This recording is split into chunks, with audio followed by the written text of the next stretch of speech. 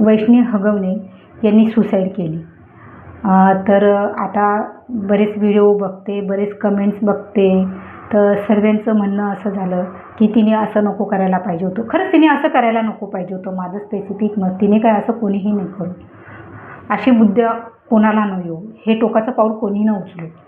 पण मी ज्यांचे कमेंट्स वाचले आहे, व्हिडिओ बघितले की आता सर्व नातेवाईक वगैरे सर्व तिने असं नाही करायला पाहिजे होतं। कोणी बोलतं की होतं एक बाळ, त्याला घेऊन राहिली असती ती, आईवडिलांची चांगली परिस्थिती होती, आईवडिलांकडे राहिली असती ती, तिच्या पायावर उभी राहिली असती ती।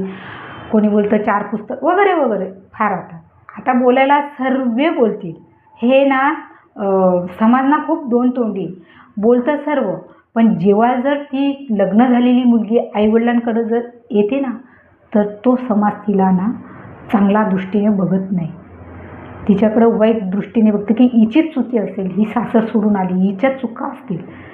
तर असा हा समाज। मग ती वैष्णवीने जर सुसाईड केली ना, तर ह्या समाजामुळे केली की एवढं चांगलं सासर मिळाले श्रीमंत आणि आईवडिलांच्या घरी जाऊन राहिली, तर समाज नाव ठेवल। तिचे वडिलांचा पण एक व्हिडिओ होता, समाज काय बोलेल।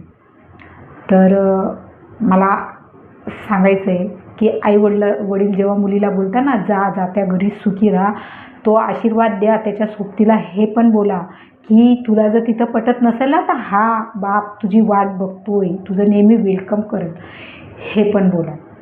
कारण आता तो जमाना राहिला नाही आणि समाजाने पण समाज कधी बदलणार नाही, त्याचा दृष्टिकोन असणारच, तोच असणार बघायचा की काहीही झालं तर माहेरी पडलेल्या मुलीला कोणीही चांगल्या नजरेने बघत नाही।